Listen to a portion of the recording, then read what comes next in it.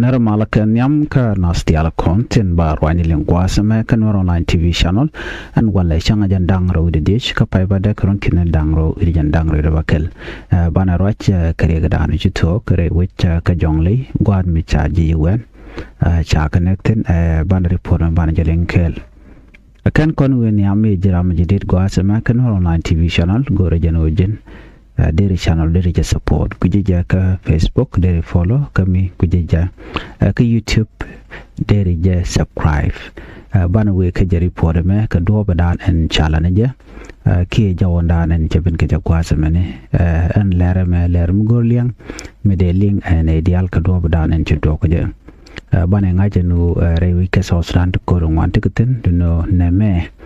wa adwa mi mom mi chare le ka ne tin gor ka jeno diji wende ka genre which ka South Sudan man jelin kel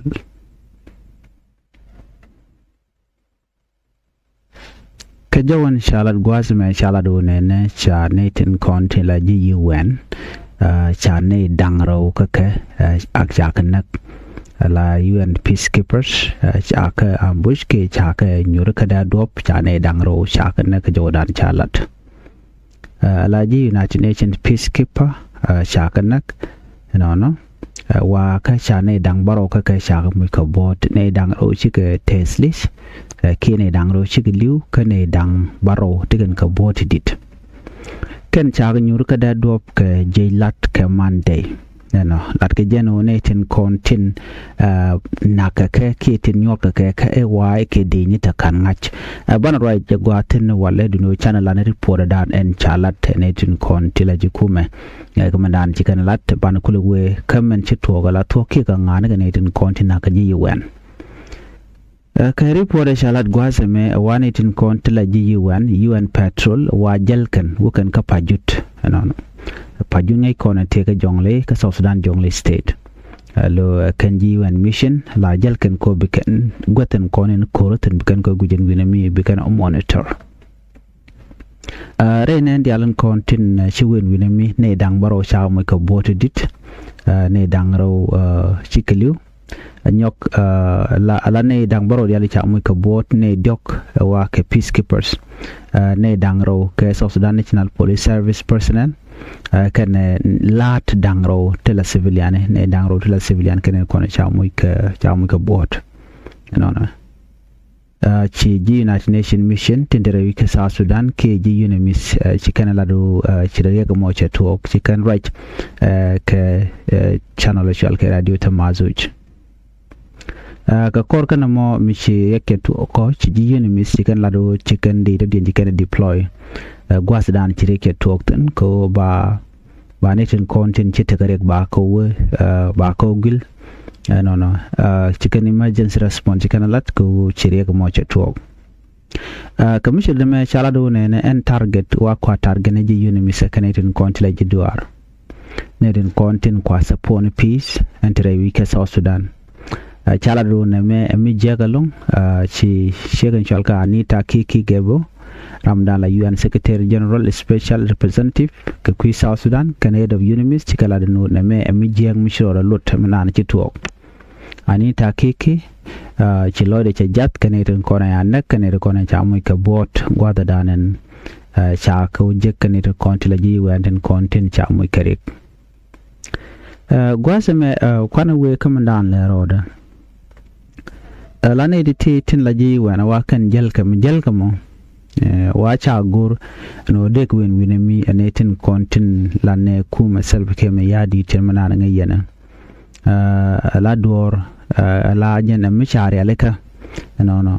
ngai kon diale ne ga gwade ran ti korche to ko je chinetin kontila je UNMISS ke je wandi kan gujeno bikan jongle awe ko jimi kale bukan o guj netin kontin ko peace ko je violate no ke bikarik diale ko ne chalat bikan ko guj chitkalite kone chitok do badan chikan organize ke wa chikume self kem yadi chilode chetet ke report mishalat chima report chakulat gwasame wa chala don kanere kone nakana wa mat nene tila deni SSPDF la dine SSPDF to ken murle wata charen mat no lat ken no ne ti de ga la murle ko ngai kon diala ala UN mission ke UNMISS mishi ko wen wina mi wukan log nan ware tel ware de woni ni kan kanetin konti la ji UNMISS ka kuje mon report chala de no unidentified army ne de ti ken de ngai ka ke dine SSPDF to cha organize and we can ji UNMISS we can kama ko ji UNMISS gwa da na shi wetno la kan na da kan ga wiya tek especially de ko lan wer ko ne ko na ka jongle inta makan ware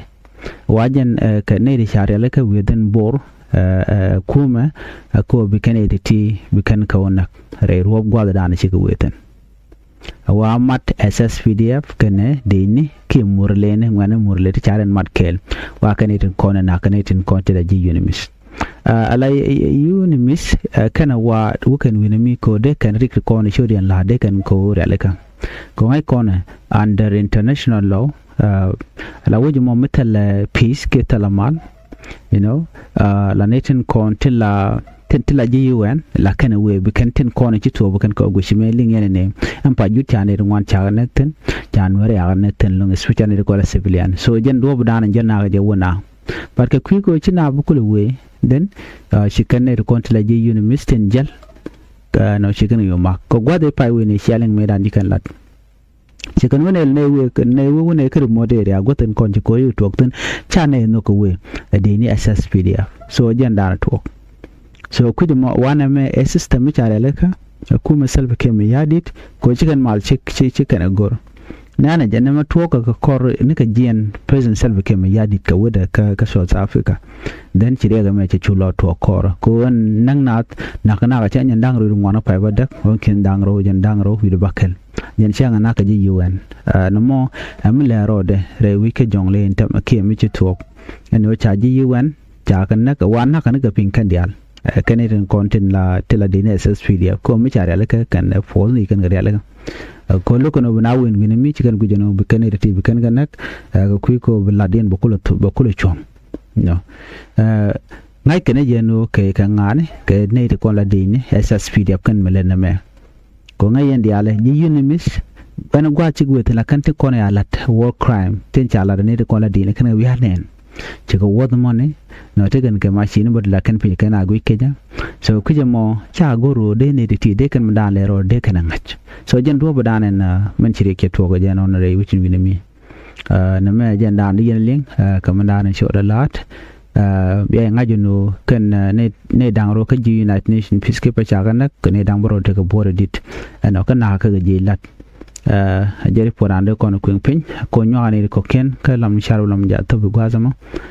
ka lam ja to bi gwaba ko do dande andere to ke je reg mi dit ani biya te ka man bye bye